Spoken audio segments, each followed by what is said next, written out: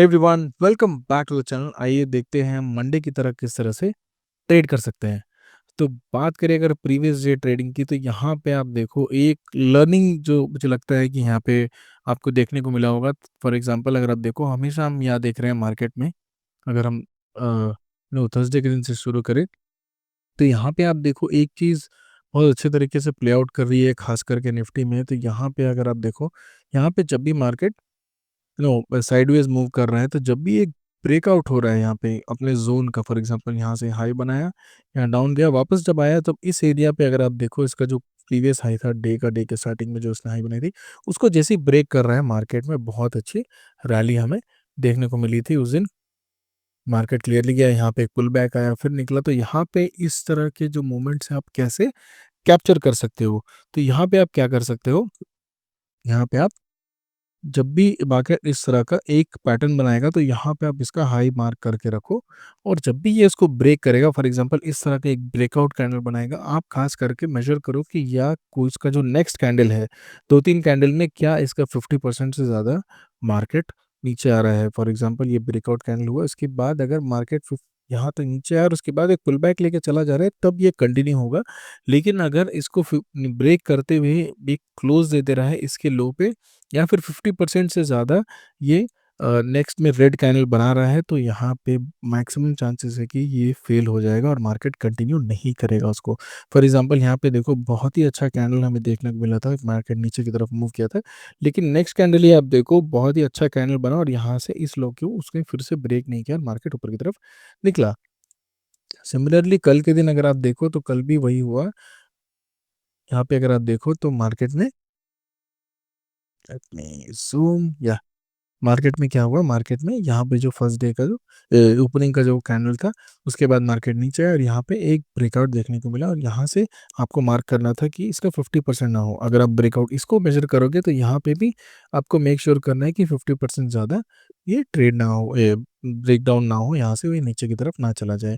उसके बाद यहाँ पे ये ऊपर गया और यहाँ पे और एक चीज़ आप देखो, similar to that selling side भी वही हुआ है। सेलिंग साइड अगर आप देखो कि यहाँ पे ये कैंडल ब्रेकआउट कैंडल था, यहाँ पे जिस तरह से प्रीवियस डे में हमने देखा था कि मार्केट में, यहाँ पे मार्केट नीचे गया, नीचे जाने के बाद एक ब्रेकआउट देखने को मिला। वो चीज़ हमें यहाँ पे भी देखने को मिली थी। अगर आप देखो, मार्केट में जब तक ये कैंडल नहीं बना, मार्केट नीचे गया और यहाँ से फिर से मार्केट ऊपर की तरफ ब्रेक किया। लेकिन अगला ही कैंडल जब इस एरिया तक आया, तो यहाँ पे आपको एक शॉट ले लेना चाहिए जब मार्केट ऑलमोस्ट क्लोज होने वाला हो। नहीं तो आपको इस एरिया में एक शॉट बना लेना चाहिए, क्योंकि मार्केट जो ब्रेकआउट कैंडल है, ब्रेकआउट कैंडल आइडेंटिफाई करना बहुत मुश्किल होता है, क्योंकि हर कैंडल को ब्रेकआउट कैंडल करके, हर बड़े कैंडल को ब्रेकआउट कैंडल भी हम नहीं बोल सकते। टाइम टू टाइम, धीरे धीरे करके अगर आप इसको प्रैक्टिस करते रहोगे, आप फॉर एग्जांपल कभी होता है हम इसको ब्रेकआउट कैंडल मांगे, तो हो सकता है मार्केट इसके नीचे भी चला जाए, लेकिन धीरे धीरे करके इसके बाद ब्रेक करे, तो आप बोलोगे ओके, ये था ब्रेकआउट कैंडल, इस एरिया का जो जोन था, लेट मी रिमूव, ये जो एरिया था, इसको ब्रेकआउट नहीं, हम इसको ब्रेकआउट कैंडल मानेंगे। ये भी एक ब्रेकआउट कैंडल, ये जोन जो था, ये जोन में मार्केट बहुत देर ट्रेड कर रहा था, उसको जब ये ब्रेक करके ऊपर की तरफ क्लोज दिया, तो ये भी एक ब्रेकआउट हो सकता है। तो बहुत तरीके के ब्रेकआउट होता है और बहुत डिसीजन है, वो बहुत फास्ट लेना होता है। तो यहाँ धीरे धीरे करके आप प्रैक्टिस करो, जब भी एक ब्रेकआउट कैंडल आप देखने को मिले और उसका 50% वो अगर उसको निकाल देता है और उसके बाद नीचे की तरफ क्लोजिंग देता है, इनिशियली आप ट्राई करो क्लोजिंग का, क्योंकि उससे क्या, स्टॉप लॉस जल्दी हिट नहीं होते हैं।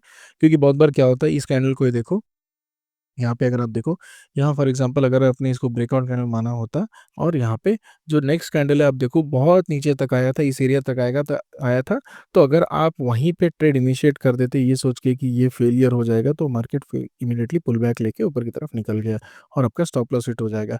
तो यहाँ पे ट्राई करिएगा, मार्केट जब कैंडल क्लोज करे 5 मिनट के चार्ट में, क्योंकि 5 मिनट के चार्ट में बहुत ईजी, मतलब जल्दी भी होता है और आइडेंटिफाई करना भी बहुत मुझे ईजी लगता है कि यहाँ पे आप उसको मेजर कर सकते हो। उससे ज़्यादा नीचे मत जाइएगा, 15 minutes candle is even better, मतलब तब तक ट्रेड मिस हो जाता है। तो उसका 50% अगर ये ब्रेकआउट करता है कहीं भी या ब्रेक डाउन करता है, तो आप एक ट्रेड इनिशिएट कर सकते हो। ये स्ट्रैटेजी धीरे धीरे करके आप प्रैक्टिस करोगे तो अच्छा रहेगा।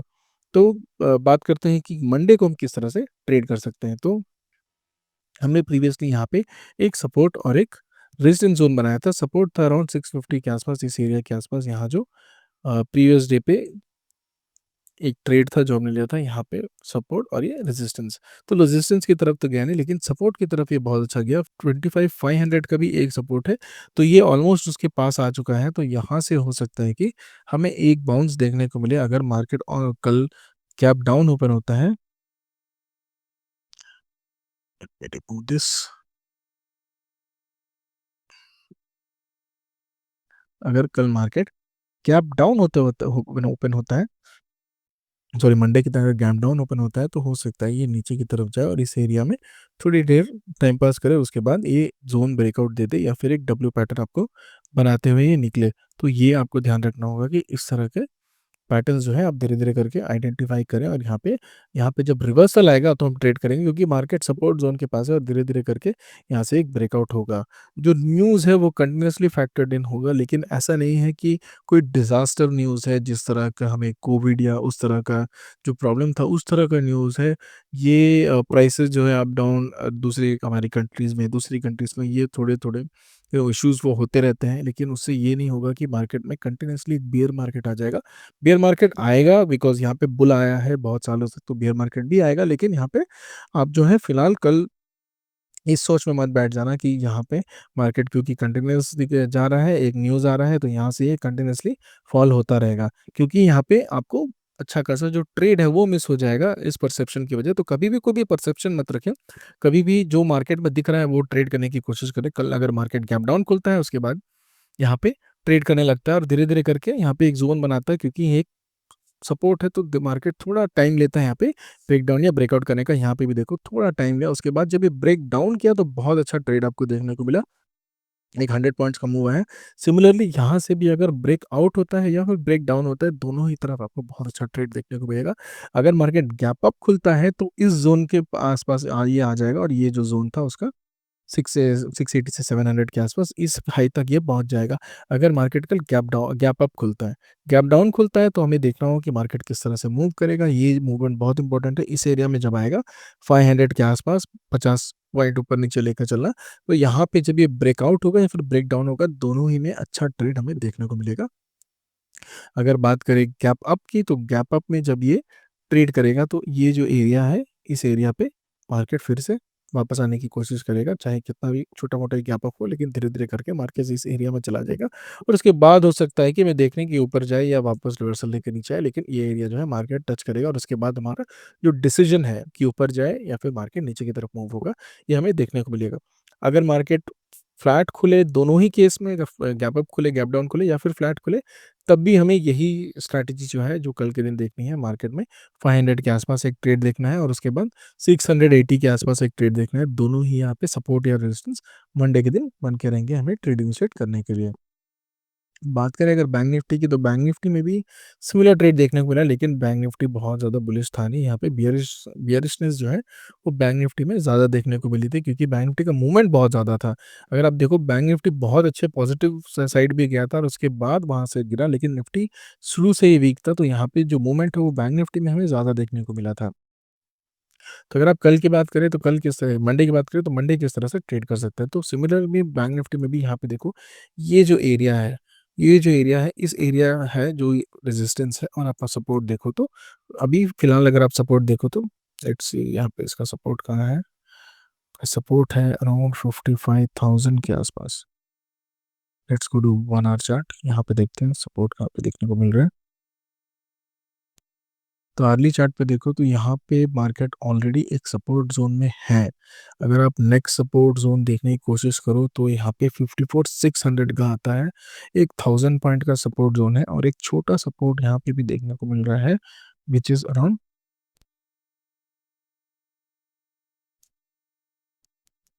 ये आपको देखने को मिल रहा है, ये एक छोटा सपोर्ट जोन देखने को मिल रहा है। मार्केट बार बार यहाँ से भी रिवर्सल हुआ है, लेकिन जो मेजर सपोर्ट जोन है वो अराउंड 54,600 500 के आसपास है। तो मार्केट में फिलहाल अगर आप बैंक निफ्टी को देखो तो बैंक निफ्टी में हो सकता है कि यहाँ से अगर बैंक निफ्टी स्लिप करे तो ये 54,600 तक आ सकता है। अगर ये इतनी एग्रेसिवली गिरेगा तो निफ्टी में भी हमें वो इफेक्ट देखने को मिलेगा। निफ्टी में भी हो सकता है कि ये जो सपोर्ट था 23,700 800 का, या ये जो सपोर्ट था 24,000 का, मार्केट इस एरिया को भी आके टच करके जा सकता है, अगर बैंक निफ्टी में उतनी एग्रेसिवली यहाँ पे सेलिंग हुई तो। यहाँ पे जो न्यूज़ है उसके बेस में ज़्यादा ट्रेड मत करिएगा, क्योंकि न्यूज़ जो होता है वो धीरे-धीरे चेंज होता रहता है। जो ट्रेड डील के बारे में न्यूज़ आ रही है, तो हो सकता है कि कल को कोई डिसीजन चेंज हो जाए, तो उसकी वजह से आपकी लॉस जो है वो बढ़ सकती है। इसीलिए ट्राई करिएगा कि यहाँ पे कंसिस्टेंट रहें। यहाँ पे अगर आप चार्ट को देखें तो चार्ट को देखिए, देख कर ही ट्रेड करें यहाँ पे ज़्यादा।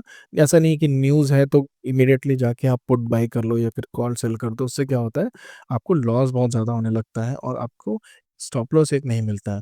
तो कल के दिन दोनों ही इंडाइसेस में एक सिंपल स्ट्रैटेजी हमारी रहेगी। ये है कि मार्केट अगर गैप अप खुला तो ये एरिया जो है 55, 700, 800 तक इसको हम टारगेट रखेंगे। अगर मार्केट गैप डाउन खुला तो यहाँ पे एक सपोर्ट जोन हमें देखने को मिलेगा। यहाँ पे सपोर्ट जोन थोड़ा जो है 55,500 के आसपास ही रहना चाहिए सपोर्ट जोन, लेकिन यहाँ पे सपोर्ट जोन की थोड़ी कमी है। यहाँ पे ज़्यादा दिन निफ्टी में एक सपोर्ट हमें देखने को मिलेगा, लेकिन यहाँ पे 550 से लेके 55,500 से लेके 55,400 इस जोन तक ही आएगा। और 55,400 के बाद, इस एरिया के बाद अगर मार्केट नीचे की तरफ मूव करता है तो हम ट्रेड लेंगे, ऊपर की तरफ मूव करता है तो दोनों ही साइड यहाँ पे अच्छा ट्रेड हमें देखने को मिलेगा।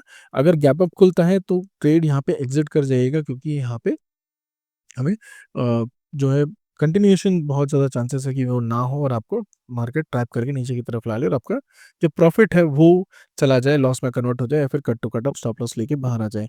लेकिन अगर गैप डाउन खुल के या नीचे की तरफ मूव करता है फ्लैट होके, फ्लैट खोलने के बाद, तो यहाँ पे एक कंटिन्यूएशन के चांसेस ज़्यादा है। तो धीरे धीरे करके ट्रेल करते चलिएगा अपना जो प्रॉफिट है। सिमिलरली निफ्टी में भी अगर निफ्टी नीचे की तरफ मूव करता है या नीचे की तरफ मूव करने के बाद अगर ये कंटिन्यू करता है तो धीरे धीरे करके ट्रेल करते चलिएगा अपना एम टू एम। तो that is all for Mondays trade plan. अगर आपको इस तरह का कंटेंट अच्छा लगता है तो please do subscribe to the channel. Thank you.